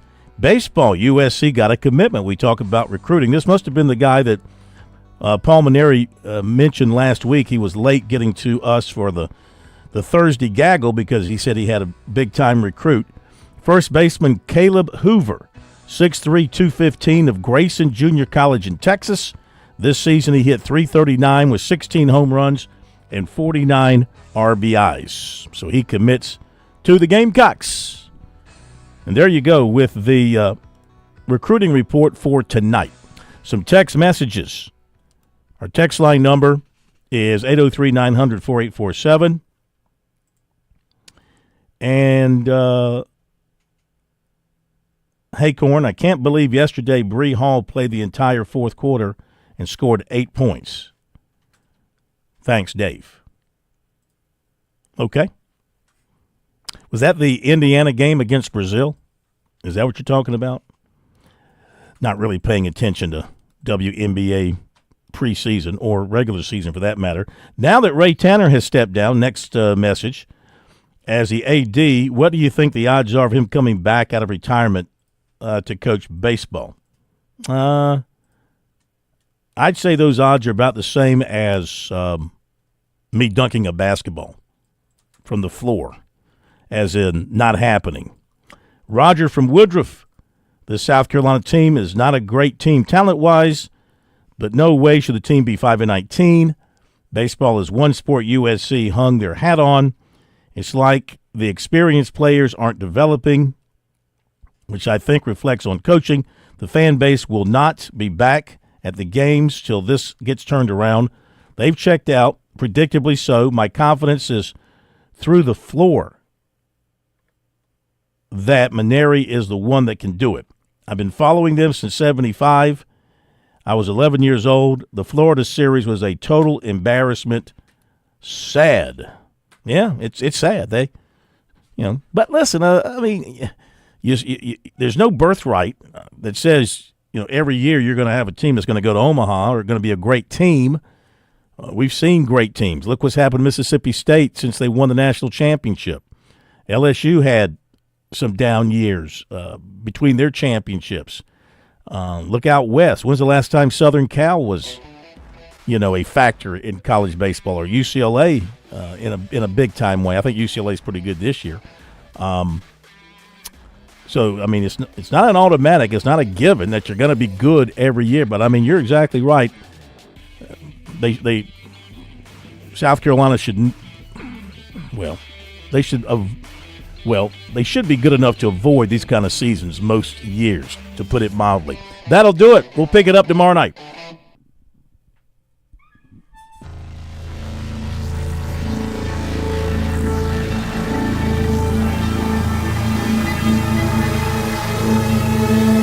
WQXL Columbia, W264DF. Grills, outdoor kitchens, and fireplaces. Spring Sizzle starts